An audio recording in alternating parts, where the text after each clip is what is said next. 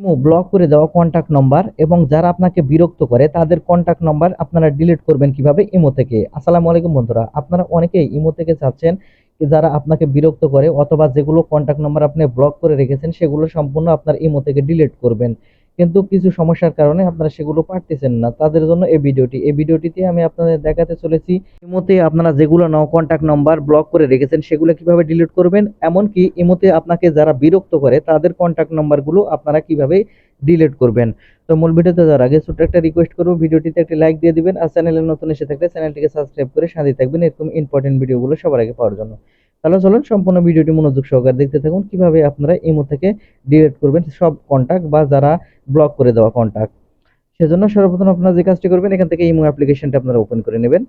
আপনারা ইমো অ্যাপ্লিকেশনটা ওপেন করে নিলে এখানে উপর দিকে আপনারা লক্ষ্য করলে এখানে একটি ছবির মতো আইকন দেখতে পাবেন। আপনারা এখান থেকে ছবির মতো আইকনে ট্যাপ করবেন, তাহলে এখানে এরকম ইন্টারফেস চলে আসবে। এখন এখান থেকে যে নাম্বারটি আপনি ব্লক করে যে নাম্বারটি আপনি ডিলিট করতে যাচ্ছেন সেই নাম্বারটি এখান থেকে আপনারা খুঁজে বের করে নেবেন।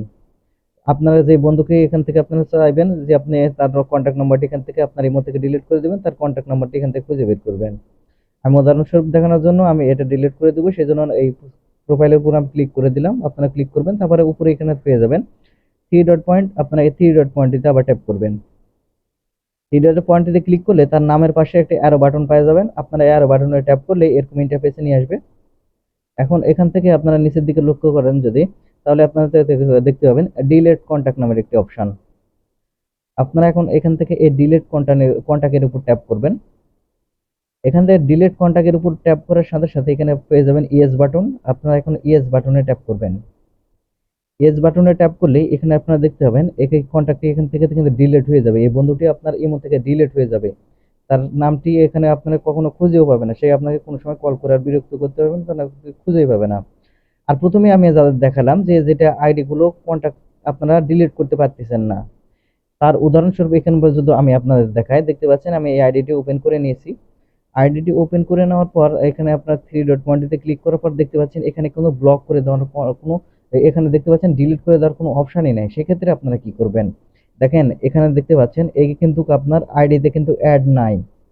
সেক্ষেত্রে আপনার চাইলে ব্লক করে দিতে পারেন। আর আপনারা যেটি কাজটি আপনারা করতে পারেন এর আইডিটি চিরতরে ডিলিট করার জন্য, এখানে আপনারা নিচের দিকে দেখতে পাবেন ডিলিট চ্যাট হিস্টোরি। আপনারা ডিলিট চ্যাট হিস্টোরিতে ক্লিক করার পর এখানে ডিলিট বাটনে ক্লিক করবেন। তাহলে দেখতে পাবেন এখান থেকে সে কিন্তু ডিলিট হয়ে যাবে, কারণ সে তার ডিলিট করার অপশন নেই, কারণ হচ্ছে তার সে কিন্তু আপনার নাম্বার কন্ট্যাক্ট নাম্বারে অ্যাড নয়। তাই এখন আপনারা যারা চাচ্ছেন যারা হচ্ছে ব্লক করে দিয়ে রেখেছেন সেগুলো কন্ট্যাক্ট নাম্বার আপনারা ডিলিট করবেন, সেক্ষেত্রে যে কাজটি করবেন এখান থেকে আপনার এই সেটিংস অ্যান্ড প্রাইভেসিতে আপনারা ক্লিক করবেন।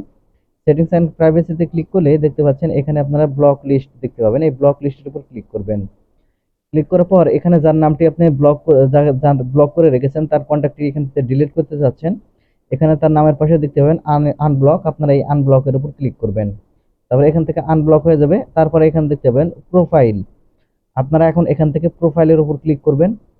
এই প্রোফাইলের উপর ট্যাপ করার সাথে সাথে আগের যেরকম ভাবে আমি দেখিয়ে দিলাম ঠিক সেরকম ভাবে আপনারা ফলো করে এখান থেকে আপনারা তার আইডিটি এখান থেকে ডিলিট করে নেবেন। ভিডিওটি বড় হয়ে যাবে, সেজন্য আমি আর দেখাতে চাচ্ছি না। তো বন্ধুরা, এই ছিল আজকের ভিডিওটি থেকে কিছু শিখে থাকলে চ্যানেলটিকে সাবস্ক্রাইব করে সাথেই থাকবেন। ধন্যবাদ।